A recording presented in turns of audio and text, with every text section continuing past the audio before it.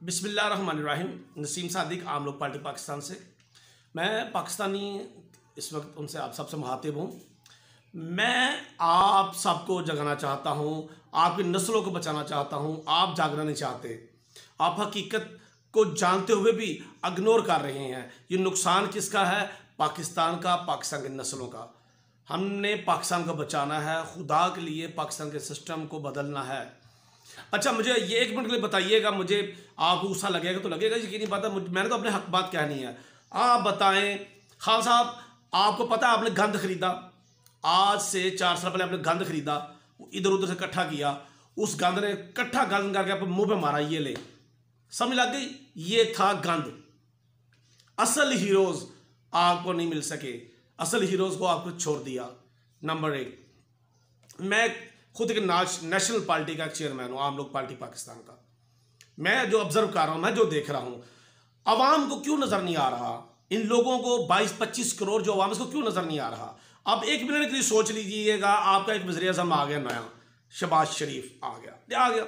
अच्छा, कुछ सब्र करता, कुछ देर ठहर जाता, कुछ दिन कुछ महीने ठहर जाता, मगर नहीं, उन्होंने कहा हम सबसे पहले नैब खत्म करेंगे। भाई को डिप्लोमेटिक पासपोर्ट पे वापस आ रहे हैं। इसका मतलब है वो भाई को बचाने आया, केस खत्म करने आया, भतीजी को बचाने आया, बेटे को बचाने आया, खुद अपना को बचाने आया, जरदारी को बचाने आया, बिलावल को बचाने आया, ABC जितने भी, मतलब फजल रहमान जैसे जितने भी पाकिस्तान में करप्ट थे, उसमें ब्यूरोक्रेट थे, उसमें जो भी थे, सबको बचाने के लिए उन्होंने एक बंदा के चुन लिया।